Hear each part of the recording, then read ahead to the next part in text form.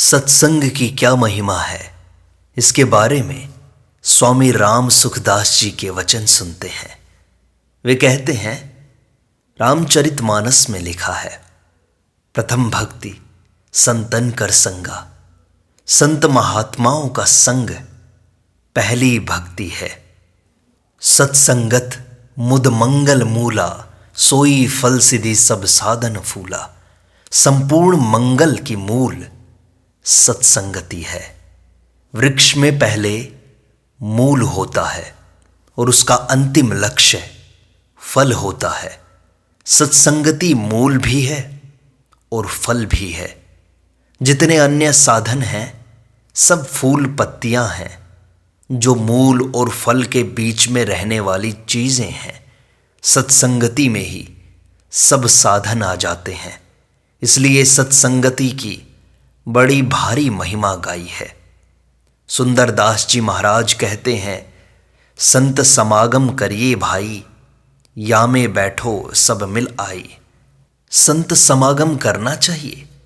यह नौका की तरह है, इसमें बैठकर पार हो जाएंगे। सत्संग चंदन की तरह पवित्र बना दे और पारस रूपी सत्संग से कंचन जैसा हो जाए। ऐसा है सत्संग। आगे सुंदरदास जी महाराज फिर कहते हैं, और उपाय नहीं तिरने का, सुंदर काढ़ी राम दुहाई। राम जी को सौगंध दे दी कि कल्याण का और कोई उपाय नहीं है, यह अचूक उपाय है। इसलिए सत्संग में जाकर बैठ जाएं तो निहाल हो जाएं। सत का संग करो, जहां भगवान की चर्चा हो, सत चर्चा हो, सत चिंतन हो, सत्कर्म हो और सत्संग हो, तो सत के साथ संबंध हो जाए। बस इससे निहाल हो जाए जीव। जीव को जितने दुख आते हैं सब असत के संग से आते हैं, और अविनाशी का संग करते ही स्वतः निहाल हो जाता है, क्योंकि वह भगवान का अंश है। अतः सत्संग से, सत का प्रेम होने से सत्य प्राप्त हो जाता है। सत्संग मिल जाए, परमात्मा का संग मिल जाए तो निहाल हो जाए। सत से जहाँ संबंध होता है वह सत्संग है। भगवान के साथ जो संग है वह सत्संग है। असली संग होता है असत्य के त्याग से। वैसे असत के द्वारा भी सत्संग में सहायता होती है। जैसे सत्चर्चा करते हैं तो बिना वाणी से कैसे करेंगे? सत्कर्म करते हैं तो बिना बाहरी क्रिया से सत्कर्म कैसे करेंगे? सत चिंतन करते हैं तो मन के बिना कैसे करेंगे? पर सत्संग में दूसरा नहीं हो, अपने आप ही में मिल जाए, तल्लीन हो जाए। सत्संग, सच्चिंतन, सत्कर्म, सच्चर्चा और सद्ग्रंथों के अवलोकन, इन सब का उद्देश्य सत्संग है। सत की प्राप्ति के लिए असत को दूर कर दे तो सत्संग का उद्देश्य पूरा हो जाए। सन्मुख होई जीव मोही जब ही, असत से विमुख होकर सत का संग हो जाता है।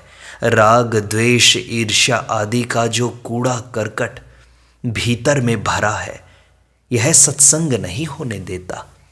ऐसा मालूम होता है कि मनुष्य चाहे तो इनका त्याग कर सकता है, परंतु फिर भी इसे कठिनता मालूम देती है।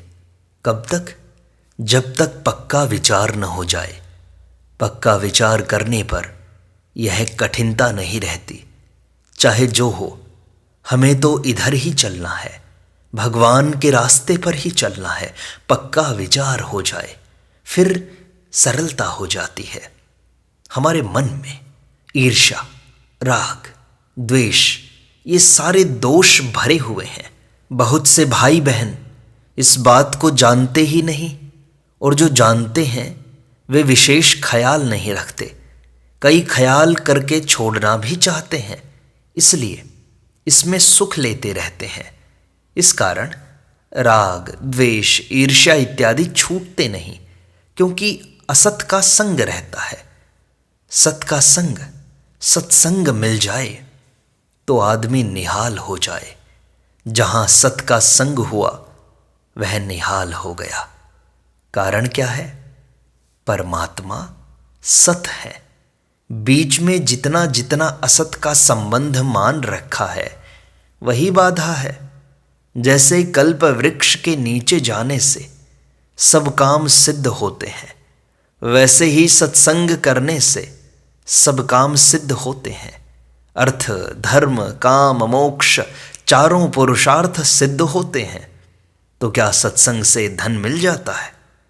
कहते हैं कि सत्संग से बड़ा विलक्षण धन मिलता है। रुपया मिलने से तृष्णा जागृत होती है और सत्संग करने से तृष्णा मिट जाती है। रुपयों की जरूरत ही नहीं रहती। गंगा जी में स्नान करने से पाप दूर हो जाते हैं। पूर्णिमा के दिन चंद्रमा पूरा उदय होता है। उस दिन गर्मी शांत हो जाती है। कल्प वृक्ष के नीचे बैठने से दरिद्रता दूर हो जाती है। पर सत्संग से तीनों बातें होती हैं। पाप नष्ट होते हैं, भीतरी ताप मिट जाता है और संसार की दरिद्रता दूर हो जाती है। चाह गई चिंता मिटी, मनुआ बेपरवाह। जिनको कुछ नहीं चाहिए सो साहनपति शाह। सत्संग से हृदय की चाहना भी मिट जाती है। यह बात एकदम सच्ची है।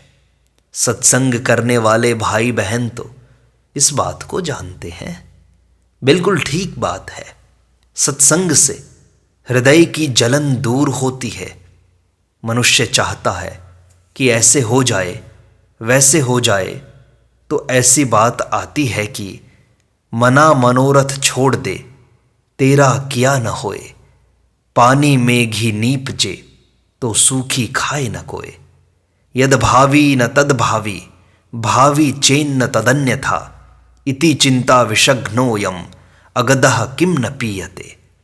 जो नहीं होना है वो नहीं होगा, और जो होने वाला है वो टल नहीं सकता, होकर रहेगा। फिर ऐसा क्यों आग्रह है कि यह होना चाहिए, वह होना चाहिए? बस हाँ में हाँ मिला दें। सत्संग भी एक कला है। सत्संग में कला मिलती है दुखों से पार होने की। जैसे समुद्र में डूबने वाले को तैरने की कला हाथ लग जाए, ऐसे सत्संग से युक्ति मिल जाए तो निहाल हो जाए। सत्संग में उत्तम विचार मिलते हैं। ज्ञान मार्ग में तो यहां तक कहा है कि धन किस लिए है चाहता, तू आप माला माल है। सिक्के सभी जिससे बने, तू वह महाटकसाल है। उस धन के आगे तू इस धन को क्यों चाहता है? धन ही धन है, परमात्मा ही परमात्मा है, लबालब भरा हुआ है। उस धन से धन्य हो जाओ। परमात्मा का, सत्य का दर्शन यह सत्संग करवा देता है। सत्संग में बस एक ही व्यापार चलता है, भगवान की बात। उसी को कहना, सुनना, समझना, विचार करना, चिंतन करना। भगवान जिस पर कृपा करते हैं उसको सत्संग देते हैं। सत्संग दे दिया तो समझो भगवान के खजाने की बढ़िया चीज मिल गई है। जो भगवान के प्यारे होते हैं वे भगवान के भीतर रहते हैं। यह हृदय का धन है। माता पिता जिस बालक पर ज्यादा स्नेह रखते हैं उसको अपनी पूंजी बता देते हैं कि बेटा देखो यह धन है। ऐसे ही भगवान जब बहुत कृपा करते हैं तो अपने खजाने की चीज संत महात्माओं को देते हैं। लो बेटा यह धन हमारे पास है। सत्संग मिल जाए तो समझना चाहिए कि हमारा उद्धार करने की भगवान के मन में विशेषता आ गई। नहीं तो सत्संग क्यों दिया? हम तो ऐसे ही जन्मते मरते रहते। यह अड़ंगा क्यों लगाया? तो यह कल्याण करने के लिए लगाया है। जिसे सत्संग मिल गया तो उसे तो समझना चाहिए कि भगवान ने उसे निमंत्रण दे दिया कि आ जाओ, ठाकुर जी बुलाते हैं। अपने तो प्रेम से सत्संग करो, भजन करो, स्मरण करो, जप करो। सत्संग करने में सब स्वतंत्र हैं। सत परमात्मा सब जगह मौजूद है। वह परमात्मा मेरा है और मैं उसका हूं, ऐसा मानकर सत्संग करें तो वह निहाल हो जाए। सत्संग कल्पद्रुम है। सत्संग अनंत जन्मों के पापों को नष्ट कर डालता है। जहां सत्संग हुआ कि असत्य नष्ट हुआ। असत तो बेचारा नष्ट ही होता है, जीवित रहता ही नहीं। सत्संग अज्ञान रूपी अंधकार को दूर कर देता है, महान परमानंद पदवी को देता है। यह परमानंद पदवी दान करता है। कितनी विलक्षण बात है। सत्संग क्या नहीं करता, सत्संग सब कुछ करता है। प्रसूते सद्बुद्धिम, सत्संग श्रेष्ठ बुद्धि पैदा करता है। बुद्धि शुद्ध हो जाती है। गोस्वामी जी महाराज लिखते हैं, साधु समाज रूपी प्रयाग में डुबकी लगाने से तत्काल फल मिलता है। कौवा कोयल बन जाता है, बगुला हंस बन जाता है। अर्थात सत्संग करने से रंग नहीं बदलता, ढंग बदल जाता है। जो वाणी कौवे की तरह है वह कोयल की तरह हो जाती है। जो बगुला होता है वह हंस की तरह जल और दूध का विवेक करने लगता है। सत्संग से आचरण और विवेक तत्काल बदल जाते हैं। सत्संग मिल जाए तो ये बदल जाते हैं, अगर नहीं बदले तो या तो सत्संग नहीं मिला या सत्संग में आप नहीं गए। दोनों के मिलने से ही काम बनेगा। पारस लोहे को सोना बना दे, अगर मिले तब तो, पर बीच में पत्ता रख दिया तो फिर कुछ नहीं बनने का। भगवान के प्रति व संत महात्माओं के प्रति निष्काम भाव से प्रेम करो। भगवान मीठे लगें, प्यारे लगें, अच्छे लगें। क्यों लगें? क्योंकि वे मेरे हैं। बच्चों को माँ अच्छी लगती है। क्यों लगती है? क्योंकि मेरी माँ है। ऐसे ही भगवान के साथ अपनापन रहे तो यह सत्संग होता है। भगवान हमारे हैं, हम भगवान के हैं। कितनी बढ़िया बात है। एक सज्जन मिले, वे कहते थे कि तीर्थों का महात्म्य बहुत है। गंगा जी अच्छी हैं, यमुना जी भी अच्छी हैं, प्रयागराज बड़ा अच्छा है। ऐसा लोग कहते तो हैं, परंतु किराया तो देते नहीं। किराया दें तो वहां जाएं। सत्संग में बढ़िया बढ़िया बात सुनते हैं और परमात्मा के धाम जाने के लिए किराया भी मिलता है। सत्संग में ज्ञान मिलता है और प्रेम मिलता है, भगवान की भक्ति मिलती है। भगवान शबरी से कहते हैं, प्रथम भक्ति संतन कर संगा। दंडक वन था, उसमें वृक्ष आदि सब सूखे हुए थे, उसमें शबरी रहती थी। यहां शबरी को संत संग मिला, यह भगवान की कृपा है। मतंग ऋषि थे, बड़े वृद्ध संत, कृपा की मूर्ति। उन्होंने शबरी को आश्वासन दिया था कि बेटा तू चिंता मत कर, यहां रह। ऋषि मुनियों ने इसका बड़ा विरोध किया, पर संत की कृपा बड़ी विचित्र होती है। धनी आदमी राजी हो जाए तो धन दे दे, अपनी कुछ चीज दे दे, परंतु संत कृपा करें तो भगवान को ही दे देंगे। उनके पास भगवान रूपी धन होता है। वे सामान्य धन के धनी नहीं होते, असली धन के धनी होते हैं। माला माल होते हैं और वह माल ऐसा विलक्षण है कि दानेन वर्धते नित्यम। ज्यों ज्यों देते हैं त्यों त्यों वो बढ़ता जाता है। ऐसा अपूर्व धन है, अतः खुला खर्च करते हैं। खुला भंडार पड़ा हुआ है, अपार, असीम, अनंत, जिसका कोई अंत नहीं है।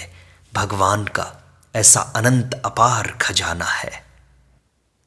तब एक भक्त ने स्वामी रामसुख दास जी से प्रश्न किया कि महाराज जी, कुछ लोगों को सत्संग करना सुहाता नहीं है, इसका क्या कारण है? महाराज जी कहते हैं, पापी का यह स्वभाव है कि उसे सत्संग सुहाता नहीं। मनुष्य को बुखार आ जाता है तो भूख नहीं लगती, अन्न अच्छा नहीं लगता। अन्न अच्छा नहीं लगता तो इसका अर्थ है कि उसको रोग है। जब पित्त का जोर होता है तो मिश्री भी कड़वी लगती है। मिश्री कड़वी नहीं है, उनकी जीभ कड़वी है। इसी तरह जिसे भगवान की चर्चा सुहाती नहीं तो इसका कारण है कि उसे कोई बड़ा रोग हो गया। कथा में रुचि नहीं होती तो स्पष्ट है कि अंतःकरण बहुत मैला है। मामूली मैला नहीं, अधिक मैला है।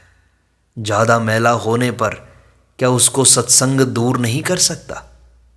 सत्संग सब मैलों को दूर कर सकता है, पर मनुष्य पास में ही नहीं आता। बुखार का जोर होने से अन्न अच्छा नहीं लगता और मिश्री कड़वी लगती है, कैसे करें? मिश्री कड़वी लगे तो भी खाते रहो। मिश्री में खुद में ताकत है कि वह पित्त को शांत कर देगी और मीठी लगने लगेगी। ऐसे ही भजन में रुचि नहीं हो तो भी भजन करते रहो। भजन करते करते ज्यों ज्यों पाप नष्ट हो जाते हैं, त्यों त्यों उसमें मिठास आने लगती है। सत्संग में ऐसे लोग आए हैं जो रुचि नहीं रखते थे, पर किसी के कहने से आए तो फिर विशेषता से आने लग गए। महाराज जी, सत्संग प्रतिदिन क्यों किया जाए? अरे सत्संग की महिमा क्या कहें। सत्संग तो रोजाना करने का है, नित्य प्रति करने का है, यह त्यागने का है ही नहीं। सत्संग से सांसारिक बाधाएं मिट जाती हैं। कोई बीमार होता है, कोई लड़ाई करता है, किसी को कोई और बाधा लग जाती है। ये सब तरह तरह के सांप हैं जो काटते हैं। उनसे जहर चढ़ जाता है तो वह घबरा जाता है। वह अगर सत्संग में जाकर सत्संग रूपी बूटी सूंघ ले तो स्वस्थ हो जाए, प्रसन्न हो जाए, चित्त की चिंता दूर हो जाए, फिर जाकर संसार का काम करे। काम करते करते उसमें उलझ जाते हैं तो जहर चढ़ जाता है। वह जहर सत्संग में जाने से ठीक हो जाता है। इस तरह करते हुए हमारे जो शत्रु हैं, काम, क्रोध, राग, द्वेष इत्यादि, सब मर जाते हैं। जैसे अन्न जल आवश्यक है, सांस लेना आवश्यक है, उसी तरह सत्संग भी प्रतिदिन करना आवश्यक है। वह तो रोज की खुराक है। सत्संग से बहुत शांति मिलती है, बहुत सी मानसिक बीमारियां दूर होती हैं। सत्संग सूर्य की तरह होता है जो अंतःकरण के अंधकार को दूर कर देता है। महाराज जी, सत्संग से मुफ्त में लाभ मिलता है, सो कैसे? सत्संग से जो लाभ होता है वह साधन में नहीं होता।